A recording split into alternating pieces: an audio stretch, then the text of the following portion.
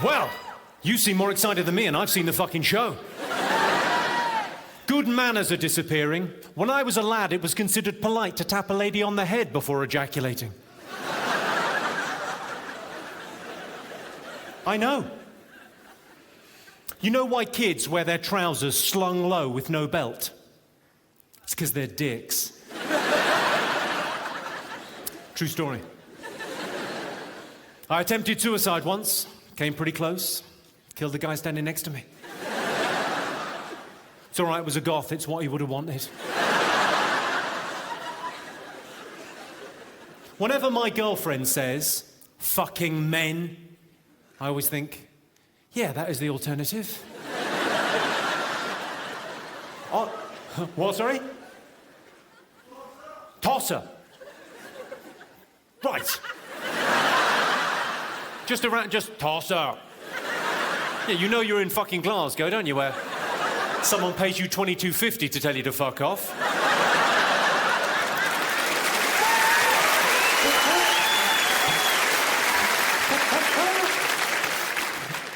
Fair enough, fill your boots.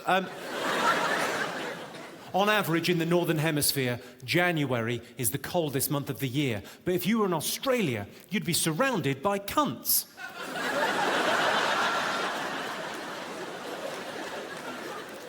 Any Australians in? Welcome back. I'll tell you why there's no women's boxing. The weigh-in.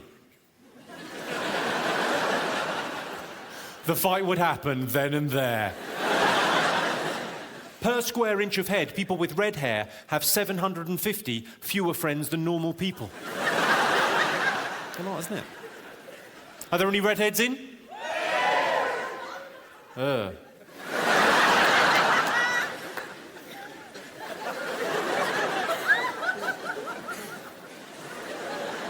think I'm all right if I look away.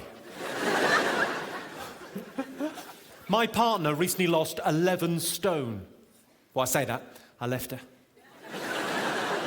Fat cow. A lot of people like to smoke cigarettes after sex, but you can't buy cigarettes until you're 16, so I have to get them for both of us.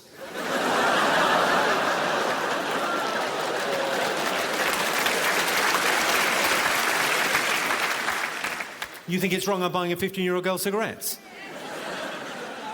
You think it's wrong I'm fucking her? I'm kidding. Kidding does sound like a verb for child abuse, doesn't it? I'm kidding. Are you joking or touching kids? Women say they want their ideal man to be the outdoors type, the kind of man that enjoys long walks in the countryside. And women say they want their ideal man to be the kind of man that'll take control, the kind of man that's not afraid to take a few risks. Basically, what you're saying, ladies, is your ideal man is a rapist. And it's true, if you're a rapist, you've got pretty much your pick of women. It's funny, because it's true. Well, I thought I'd kick off with some jokes, Glasgow, not fuck about too much. I'll pause for breath and say hello. How are you this evening, Glasgow? Are you well?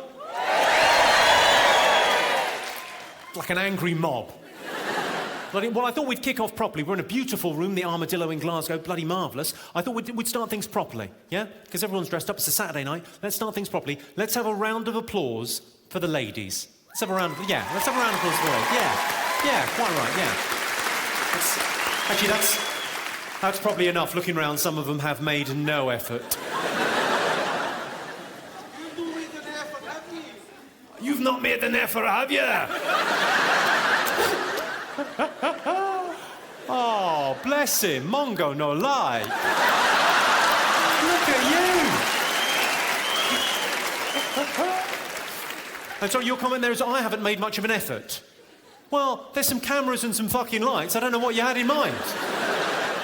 It's not like I could come to your work and knock the sailors' cocks out your mouth, is it?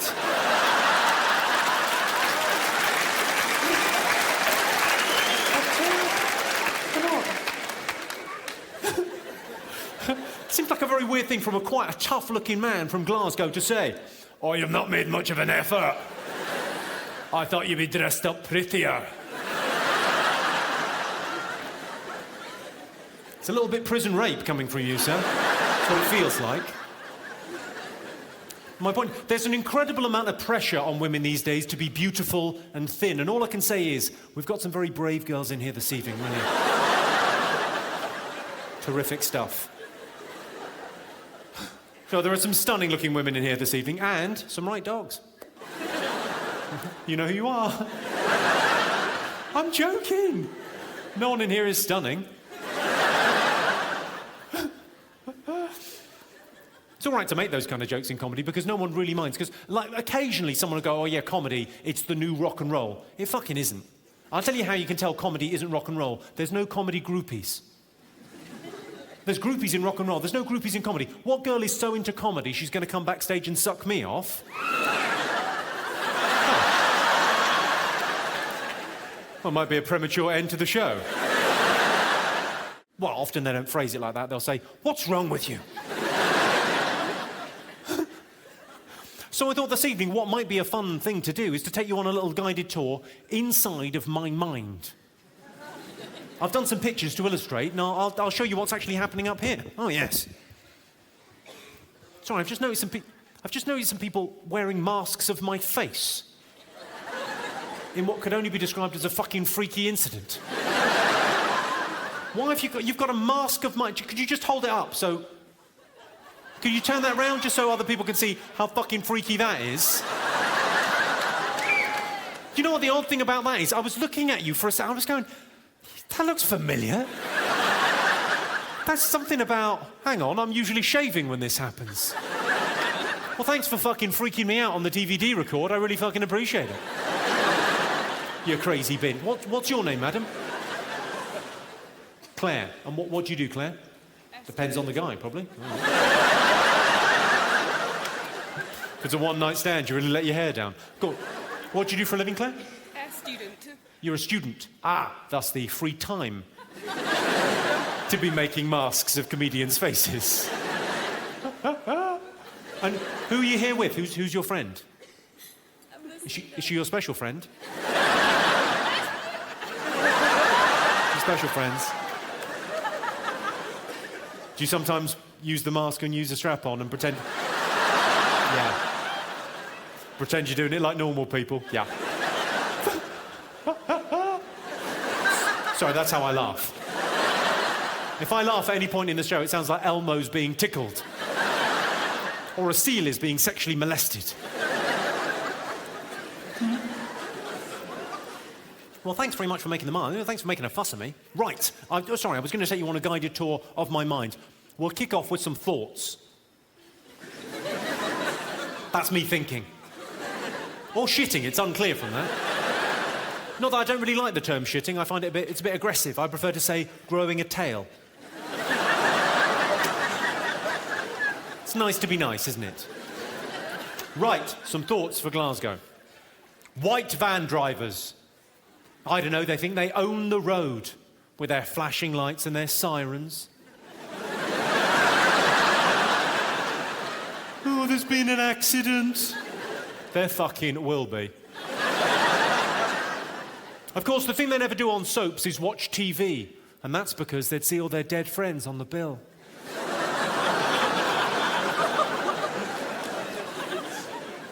Have you just spotted the AIDS? Well done.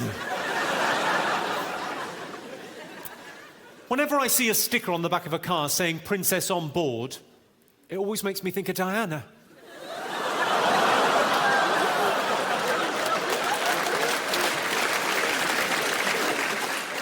I always think, don't upset Prince Philip, you'll be fine. What? I didn't fucking kill her, don't give me a hard time. What superpower would I most like to have? I've given that quite a lot of thought. I think that's the sort of thing men think about quite a lot. What superpower would be best? I think invisibility would be the coolest superpower to have. And really the question is, if I was invisible, what would I do second? I think we all know what I would do first. Let's face it, if I was invisible, they'd think the ladies' changing rooms were haunted. Where's all this ectoplasm coming from? It seems to be...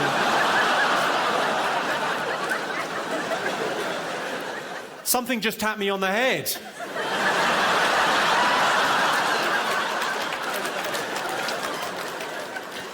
Manners cost nothing.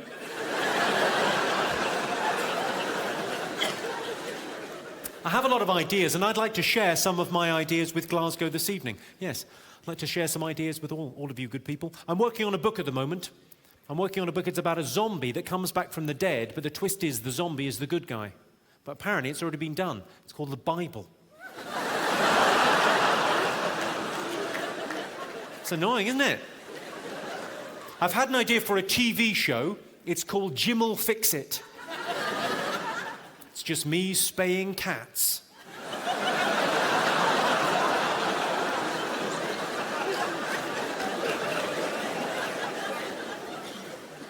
The first guy that persuaded a blind person they needed sunglasses, he must have been a hell of a salesman.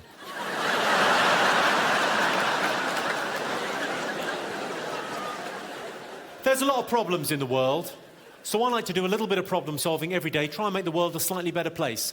British women, that's you ladies, British women last year spent £280 million removing unwanted body hair.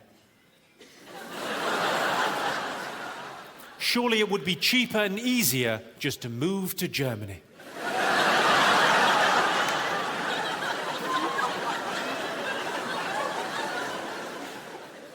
If you're worried about putting on a few extra pounds and you want to be ready for next summer with your beach body, why don't you visit Somalia and get some fucking perspective? There's people with real problems, you fat cow. When do we want it? Get in the van. Women ask weird questions. Well, the women in my life have always asked weird questions. My girlfriend said to me recently, she said, "Which of my friends do you think is prettiest?" Well, that's what she said. What I heard was, "I fancy a fight."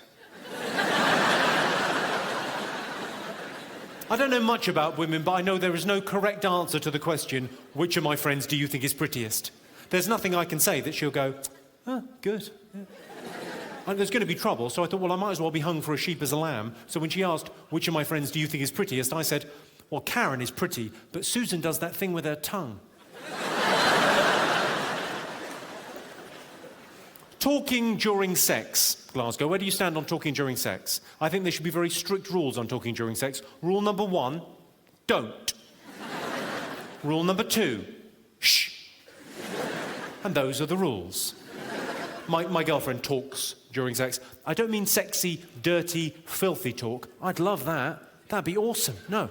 She says the most mundane shit you've heard in your life, mid-coitus. That means whilst fucking. The thing you do for chips.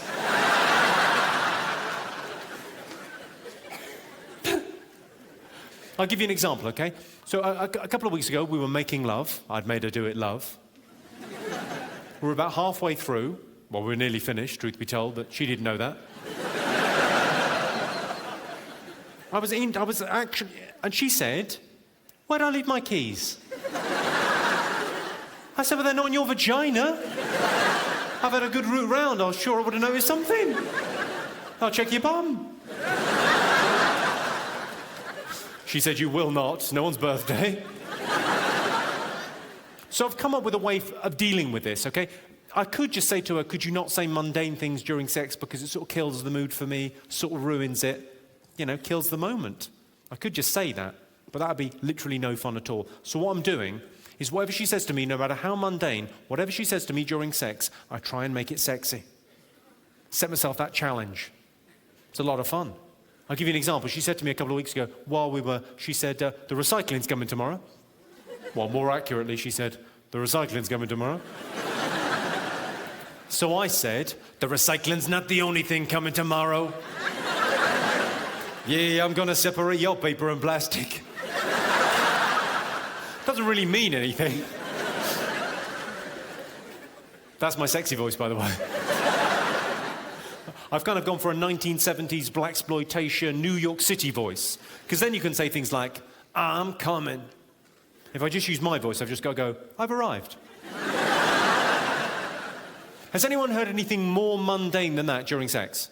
What's the most mundane thing? Hurry up. Hurry up. What was that? These chips are cold.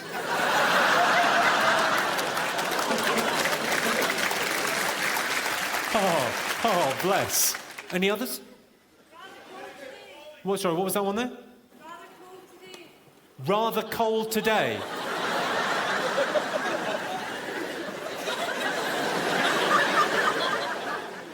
Cold today. Aye.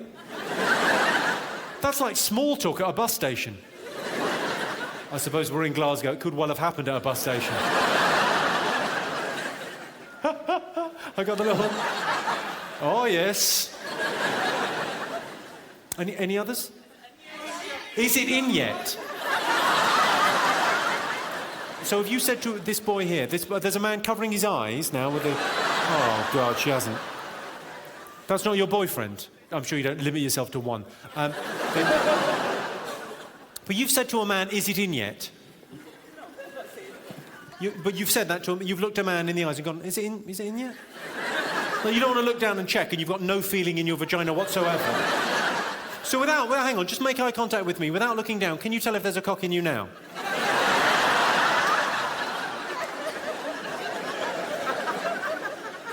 What was your one? My gran's in hospital.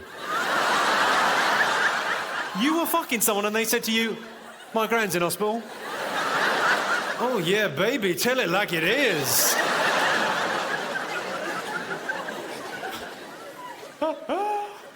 Yeah, I'm gonna break your hips.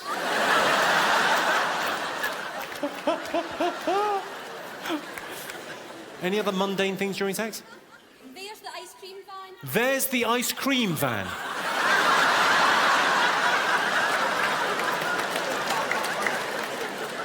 Did you start going out with him when you were quite a lot younger? Oh, there's the ice cream van. Shh, shh, shh, shh. Most natural thing in the world. I had one the other week. A guy came in with his wife. They'd been married like 30 years. And she had said to him, and she'd said it, okay? She said to him, during sex, she said, now I've got your full attention, let's talk about those curtains.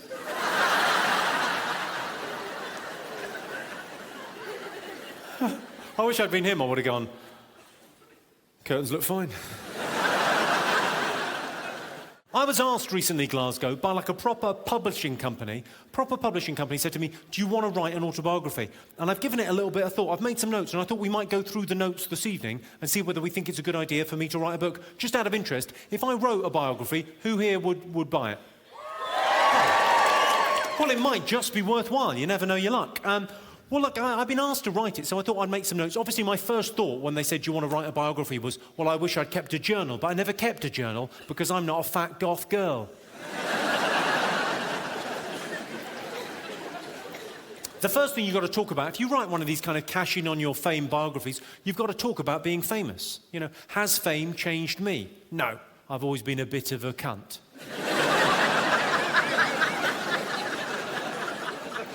It's a very odd thing being famous. I get this thing happen now where about once a week someone will come up to me in the street and go, I know you from somewhere. Did we go to school together? And I've discovered there's no way to say to another human being, no, we didn't go to school together, but do you own a television? Without sounding like a total fucking arsehole.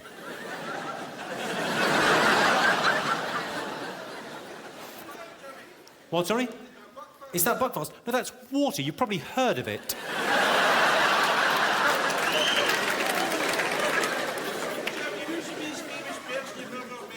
Who's the most famous person I've ever met? Well, I once met her. It's quite an impressive one. I don't want to show off, but you know how villages have got idiots, yeah? I met the idiot for the whole of Glasgow.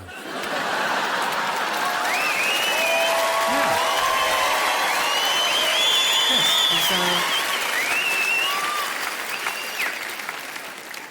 he's one of the biggest cunts in the world, yeah. And you married him. That is, again, that will only happen in Glasgow. You call someone a cunt and their wife goes, yep. Oh, don't I know? Fucking hell. Yeah, I'll record it in Glasgow, it'll be fine. Really? Really? The big advantage to being famous, as I see it, is if I ever get Alzheimer's, I'm going to be absolutely fine. If I ever forget who I am, I'll be fine. Because as I wander around town for the day, people are constantly going, oh, look, Jimmy Carr. Oh, look, Jimmy Carr. Oh, look, Jimmy Carr. Jimmy Carr. So if I forget my identity, I'll be constantly reminded. The downside to that is about 5% of the time people get it wrong and think I'm Alan Carr. So about once a week I'd end up back at the care home sucking off an old fella.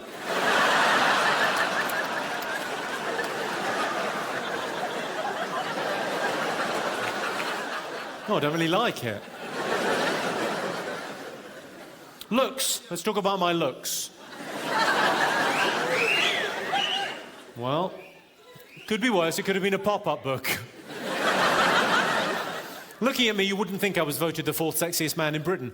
And you'd be right. I wasn't. People often ask, how do you get the Jimmy Carr look? Well, get your mother to drink heavily during pregnancy. Sorry, mate, no offence.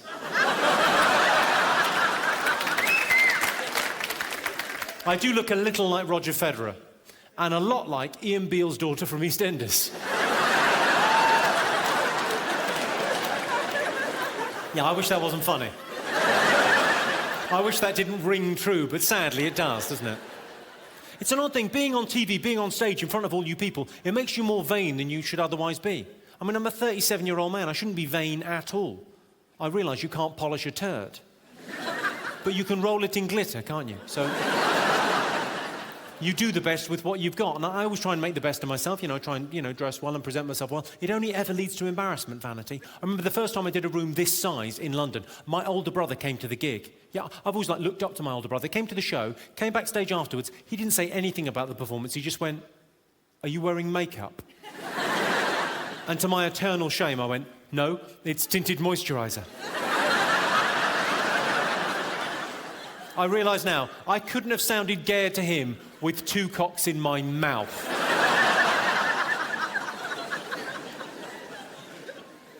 Let's talk about my career. I've got a terrible boss, self-employed, and I'm currently on sexual harassment charges. Of course, on the other hand, you are looking at Employee of the Month. How can I explain what it's like? You know when you walk past like an electrical goods store and they've got all the TVs in the store hooked up to one camera and you kind of do that weird thing of waving at yourself as you walk by? And there's an odd moment where you go, well, I don't want to stop waving because I'm still waving. That's what Channel 4 is like for me. I'm like their fucking screensaver. And for the moment, it's just stand-up and TV for me. My acting career has been put on hold, and that was a decision taken by you, the British public. The Paralympics, that is what sport should be about. Did you watch the Paralympics when it was on in Beijing? Inspirational or inspiring global event. About 3 people saw it, it would appear. I don't know how to describe it to people that didn't see the Paralympics. It's sort of like the Paralympics, it's sort of like a children's book where all the broken toys have a picnic. Well, you can get off the high moral ground if you didn't even fucking watch it. I had a favourite event, and all the events are interesting, I think, because you're watching sports that you've seen before, sports that you've taken part in, done in a different way because they're being done by disabled people, so you're getting kind of a different angle on it, different rules, yeah? So they're all interesting. My favourite, and you've got to promise me, look this up if you think I'm making it up. Google it when you get home and have a look on YouTube, treat yourself, it's awesome. Paralympics, the blind football. Okay, so they get a normal, I'm not talking about Stranraer. Okay, so what they do in the blind football at the Paralympics, they get a normal football, normal standard issue soccer ball, they put a bell in the ball, and blind people play football. Their spatial awareness is that good, they could tell where the ringing is, find the ball, not only find it, kick it, and score a goal. How fucking awesome's that? And Team GB got silver. Gold went to some kittens. I don't know how they got into the stadium. Presumably no one saw them. And there was an unfortunate incident when the referee blew the whistle for the final time, someone kicked his face off. As you'll be aware, I'm very comfortable talking about disability on stage because disabled people are part of our community, part of our societies, of course they are, but also disabled people are the most patronised group within society. Everyone patronises the disabled. It's like a national pastime. Here's a good example for you. If you've got any building in this country with more than 4 stories, there's a limit on the number of wheelchair users that can be in that building at any one time because what if there's a fire? If there's a fire, throw him out the fucking window.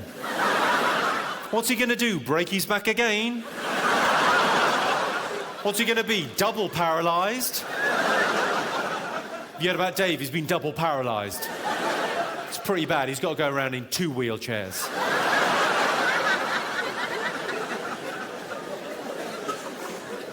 I heard about a blind guy climbing Everest. I thought, well done, but what for? The view? Surely the great advantage of being blind is there's no need to travel. Get a foot spa and a heat lamp, you could be fucking anywhere. Speaking of which, I'm thinking of starting a charity sending blind kids to Disneyland. Well, telling them.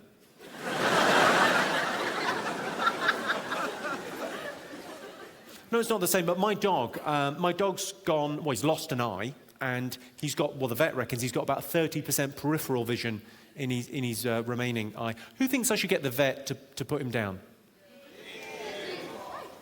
No. Canal it is. If he'd wanted to live, he would have won the fight with a badger.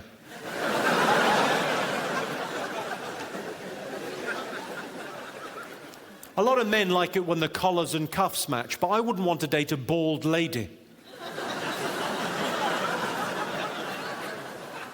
That took you a while to get. Apparently, women like chocolate because it stimulates them in the same way as sex, which I think goes some way towards explaining the popularity of the chunky Kit Kat. I've never found chocolate to be an aphrodisiac. The only way a chocolate bar is going to help my sexual performance is if I use it as a splint. Or bait.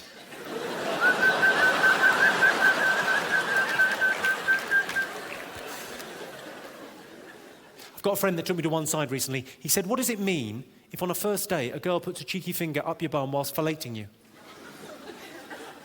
I said, it means there's going to be a second date. No, it's been a pleasure talking to you this evening, Glasgow. Firstly, thank you so much for coming out to see the show. I really do appreciate it. Well, thanks so much. I mean, it's been lovely.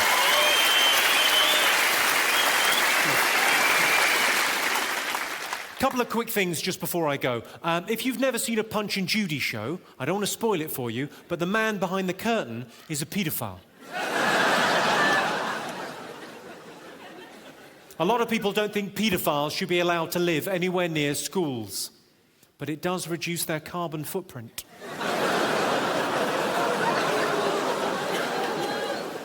Final thing, if you're scared of paedophiles, grow up. I've been Jimmy Carr, thank you very much indeed. Cheers, good night, thank you.